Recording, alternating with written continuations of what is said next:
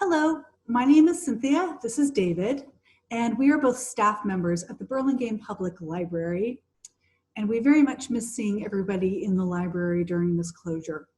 So each week, we're going to be posting videos on YouTube with book suggestions. So this week, I'm going to be talking about a Japanese murder mystery, and David's going to be talking about a book by Kent Herf called Our Souls at Night. It's a delightful story of two older adults who fall in love. Sounds wonderful. So all the books we're going to be talking about will be available through our ebook service called Overdrive. Thank you so much for listening, and look for our videos on YouTube. Thank you. Thanks. Hi, this is David from the Burlingame Public Library. My book talk today is on Our Souls at Night by Kent Herf. It was published in 2015. He did a series of novels that all take place in the small town of Holt, Colorado. This was his last novel, and it was published shortly after he passed away. So the novel begins, and then there was the day that Addie Moore paid a call on Lewis Waters. Now, Addie and Lewis both lived alone in their respective homes, about a block away from each other, and they'd known each other for a long time. Yet it was a little unusual for Addie to be paying this call on Lewis. But after some small talk, she got to the point.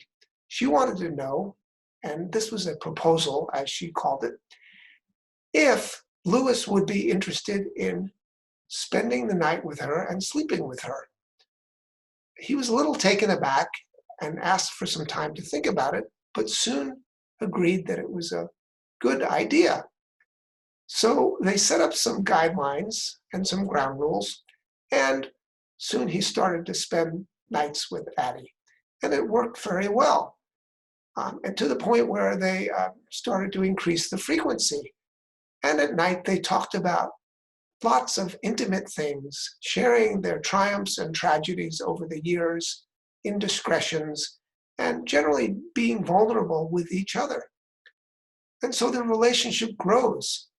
But very quickly, the townspeople and the local gossips find out about this, and they do not approve. And one day when Addie and Lewis go into town to the cafe, they are met with disapproving stares. But they are determined not to let what other people think get in the way of their beautiful new relationship. And Addie's son, Gene, is also very dead set against this and believes that it should stop immediately. But Gene is having some problems in his marriage to the point where he decides his son, Jamie, should move in temporarily with Addie. So Jamie joins Addie and Lewis, and they go out on a number of beautiful adventures in nature, and they all grow close together. They also adopt a dog, which they call Bonnie, and Bonnie comes along on some of these adventures too. This is a beautifully written novel in very simple yet elegant language. Herf paints a picture of how loneliness can be overcome late in life, and also shows that two people can really try their best to not succumb to what people think are the appropriate ways of behaving. And I highly recommend this novel. It's really well written and a perfect read in today's troubling times. Thanks very much for listening, and I will be doing future book talks, so stay tuned. Hello, my name is Cynthia, and I am a staff member here at Burlingame Public Library. So all of the staff have been missing you, our patrons. We decided we'd film some videos recommending books and maybe some movies in the future, and we'll put them up on our YouTube station. So all the books that we're going to be talking about are available on Overdrive, which is our ebook service, where you can get both ebooks as well as downloadable audiobooks. And you can find Overdrive at pls.overdrive.com. Again, that's pls.overdrive.com.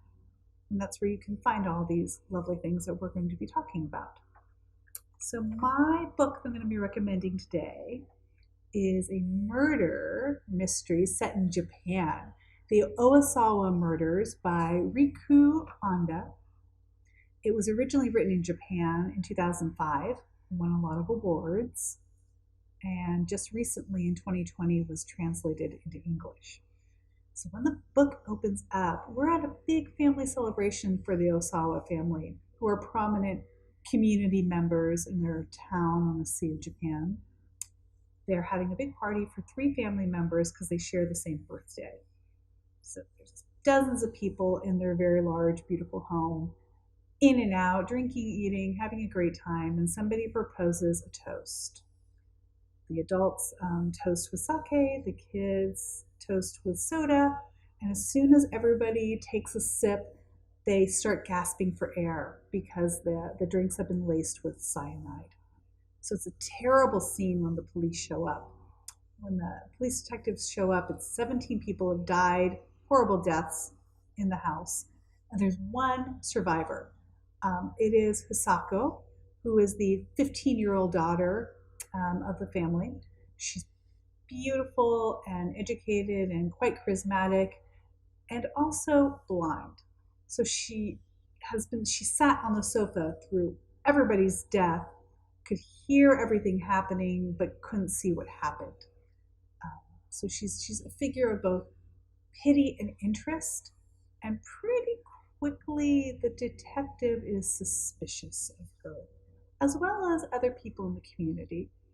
And as the mystery unfolds, it actually goes over about a 30-year span, while various people talk about their impressions about the murders and about that time and about this young woman. It's got a pretty satisfying ending. It's more creepy and unsettling than it is, bloody. So if you prefer your mysteries a little bit more on the mysterious side and unsettling, this is a really good one to try. All right. Well, thank you so much.